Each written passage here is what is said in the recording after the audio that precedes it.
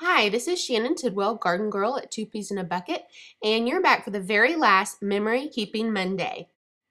It's hard to believe that we've already been doing this for a year. It's definitely been one of my favorite experiences. I hope that you guys have enjoyed this collaboration. For this last video, I'm going to be concentrating on our December prompt of using a die cutting machine. I'm going to be using my Silhouette machine, and one thing I love about the Silhouette is that I can easily make a statement piece for my layout. It's a great way to make a starting off point and a real impact on your page. So I started off with these photos. I have a couple little Instagram photos as well as my Christmas card. And I decided that I wanted to use this background of this whitewash wood grain from Basic Gray, the Aspen Frost line. So from there, what I did is just kind of gather a stack of pattern papers that I thought kind of matched the colors that I used on my Christmas card. This is the usual way that I start a layout because I like to have these papers close by so I don't have to stop what I'm doing and dig for a certain paper. This way I kind of have a starting off point. I kind of feel a direction for the layout. I don't usually worry about the embellishments until later on unless there's something I know that I want to use. But the paper for me is always the beginning. Okay, I've got my pictures, I've got my background picked, I've got some pattern papers pulled. It's time to start cutting some trees for my background. Okay, you can see that my Silhouette has been busy. I've been cutting just some basic tree shapes that I found in the Silhouette online store. I've used some of the papers that I had picked. I also added in another green one from Studio Calico with the lines on it that I thought went well. So right now I'm just working on placing these trees around the background of my page. One thing that I think really helps balance a page whenever you're spreading something out kind of randomly around the page, whether it's polka dots or big trees like this, is kind of make sure that you overlap some of them off the edge of the sides. That way it looks more balanced and spread out and a little bit more random and not so placed in the center of your page. Okay, I think I've got these where I want them. I'm just going to add a little bit of light adhesive to them because I'm going to do some stitching on top of them in a minute.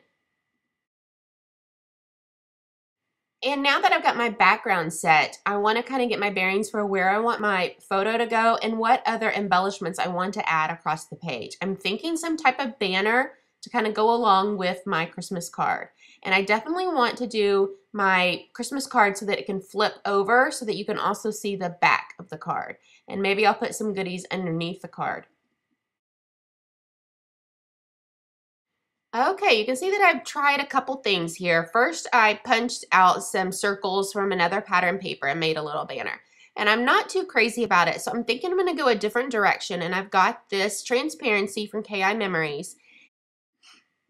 I'm going to cut out these little doilies. And since it's on a transparency, I don't have to worry about getting into the fine details of these images. I can just kind of cut a loose circle around it and it'll look great. I really like the way that this banner is coming together. It kind of has a light, airy feel to it, and that's kind of what I wanted instead of having another pattern paper on top of all the pattern papers I have on the background. Okay, now I've got two banners going across my page. You can see I got rid of that pattern paper circle one that I first started with. I'm just going to add a little bit of light adhesive to these little doilies as well. I'm going to be stitching across them, but that way they'll stay in place whenever I'm stitching.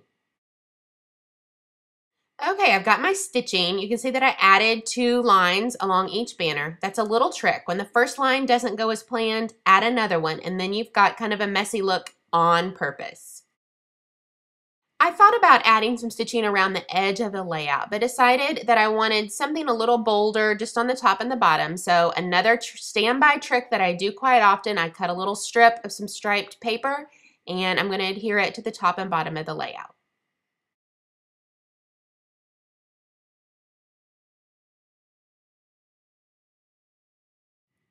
And now it's time to start thinking about the photo and the goodies that I'm going to add to the page. Like I mentioned earlier, I definitely want this photo to flip on the page. I want it to be able to open up so you can see the back of it. You can also see spread around my workspace that I've done a little bit of gathering of embellishments. I love using washi tape as a hinge of sorts for things like this. It's really strong and flexible, so it works perfectly. Right now I'm just trying to figure out which direction I want the photo to go. I was going to put the tape on the left side, but doing that would cover up some of the words on my card, so that's not a good idea. And then if I put the tape at the top, when I flip it up, then all the pictures underneath will be upside down. So it's going to be on the right side. Another thing that I really love about washi tape is that it's forgiving. I spent quite a bit of time on this photo getting it stuck down, trying to decide whether or not I wanted it to be at an angle or if I wanted the photo to be straight. And right now I have it at a bit of an angle, but as you'll see later in the video, I pulled it up and straightened it out and decided that I wanted it to be straight on the page. So now underneath my card, I'm definitely going to include this photo that I took with my phone of my camera the day that we were taking our Christmas pictures. And I want to kind of treat it as a pocket and tuck some things behind it.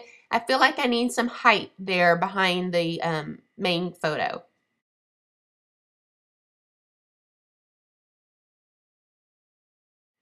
So I'm just going to add a bit of adhesive to the sides and bottom of this Instagram photo, so it's a pocket.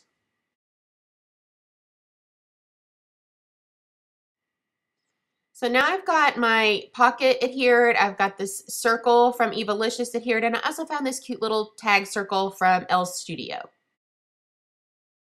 I decided to add just a bit of stitching to kind of keep it with the theme of the rest of the layout. As you can see, I changed up the tags that I used just a little bit. I decided to swap out that white tag with this manila shipping tag, I guess it is. And then I love this chevron tag from Ormolu, but by tucking it in, I cover up the best part of it. So I decided just to put it in upside down so that you could see the chevron part of the tag. And now I'm going to start adding in a few little embellishments, a little strip of tape here,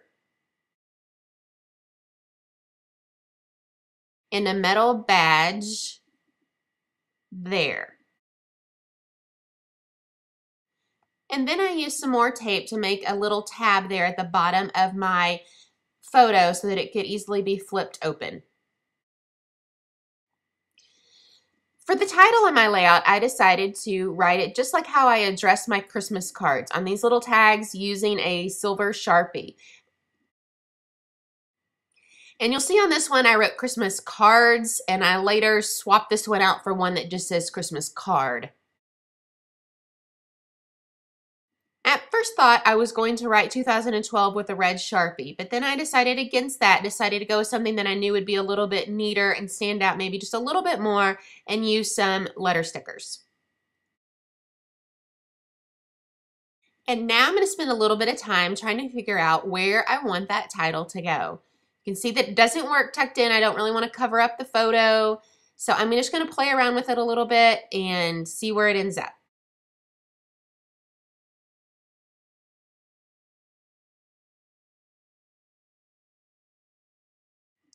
So I ended up pulling up that chevron tag just a bit so that I could put the Christmas card title right there, and it kind of lines up and creates a bit of a grid there in the middle.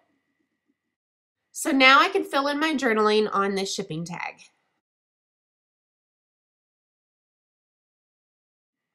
I want to add a little something else to underneath my card, and I'm going to cut apart one of these little tags from Evalicious.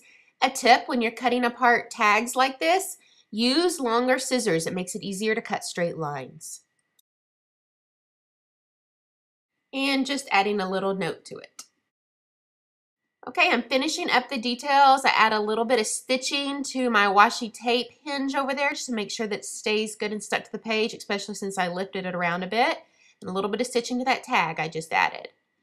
Now I'm going to add in another embellishment. So I felt like I needed some turquoise there on the page, some aqua. And now a little goodie down to my little tape tag there at the bottom of the photo.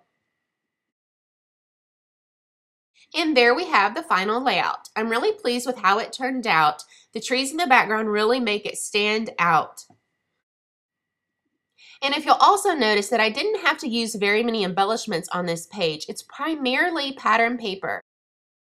So another vote for that silhouette. Even though it's a high price point to start with, you'll really get your money's worth out of it by being able to create low cost embellishments for your page. So this wraps up the very last Memory Keeping Monday. For this last one, I hope that you'll join in and do any challenge that we've covered over the past 12 months. Once again, my name is Shannon Tidwell, Garden Girl at 2 Peas in a Bucket. Thanks a lot. Bye.